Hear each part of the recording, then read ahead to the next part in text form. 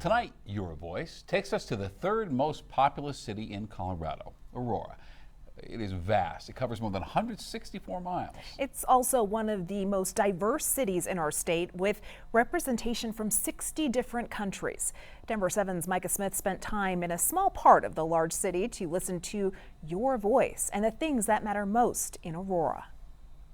Here, you know, it's like a trip down memory lane without buying a ticket. The store's been here since 2005. I bought it in August of 2015. Oh my gosh, I love this. Scott Davenport says his store, Heirlooms Antique Mall, fits right in with the other stores at Havana Square Shopping Center on Havana Street in Aurora. My store, I've kind of made it where it's as diverse as the city. He speaks English, Spanish. Davenport loves that diversity. And it just offers everything. But says his community, like any other big city, has issues. What are some issues do you think the community faces? Well, I think crime. What do you see about Aurora in the news? Well, you know, we had that national thing with the TDA, which was bad publicity, you know, and again with the retail theft. And they don't come. Victor Uresti, Piramide's Mexican restaurant manager a few doors down from Davenport's place, says he unfortunately has personal experience with that.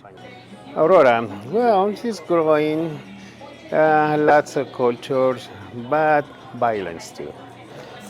Here, the restaurant, I have 4 times open here. The people take everything. And the police, I think, is short on help. And we need more police. How long have you been in Aurora? I live in 30 years.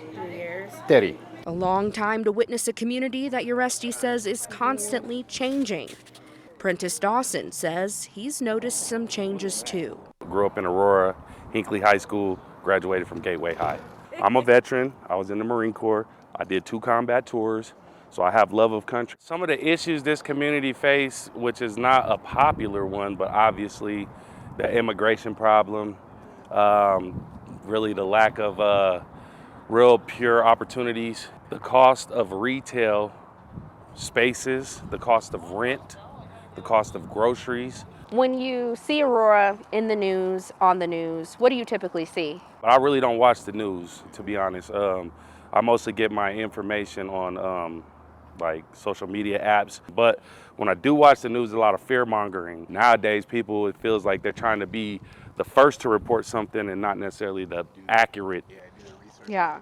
Well, I want to validate your feeling and also say I work every day to verify things before they go over the air, but I also understand the feeling. What would be your best advice to try to rebuild that trust? You just touched on it right there, transparency. Transparency is huge. There's just a lot of good things that people do on a daily basis that never get noticed. Courtney Bell agrees. Sometimes I think it's far more negative than it should be. I'd like to see more maybe community oriented, I don't know, events, festivals, things like that. Normally cover more the bad things. And well, because the people like watch that. Let's find out what brings us together versus what pulls us apart. It's diverse, you know, it's a lot of good people. It's home to me. And home to nearly 400,000 other Coloradans, representing 60 different countries. This is Aurora, so is this, but so is this. In Aurora, Micah Smith, Denver7.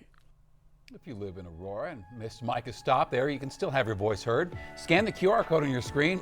It'll show you all the ways to connect with Micah. You can also send her an email, micah.smith@denver7.com. And in this series, we plan to visit many communities in this beautiful state. And if you'd like us to come to yours, well, let us know. And thanks to all those great people in Aurora for being so welcoming and so open to that conversation.